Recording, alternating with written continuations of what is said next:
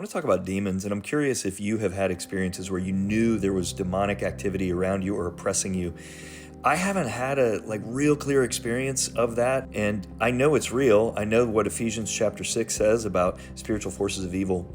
But I want to talk in particular about 2 Corinthians chapter 10, where Paul writes that we don't use the weapons of the flesh, but we demolish strongholds and arguments and opinions, lofty opinions that set themselves up against Christ.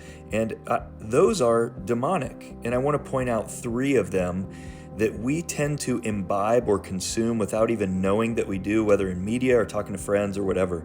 The first one is the culture of death. And this is the idea that it's preferable not to have babies, have fewer humans, and that if you're in enough pain, you can take your own life. We see this, of course, in abortion, the tens of millions of aborted babies that we've seen over the last 50 years. We also have seen it in Western countries that now advocate for killing their own citizens. The Canadian government has a marketing program, medical assistance in dying, and it looks like people holding hands and it's all compassionate. It's actually killing people. Second, what I would call look inside, and that is to find your ultimate identity, who you are. If you're confused, look inside yourself and then you'll find the answers.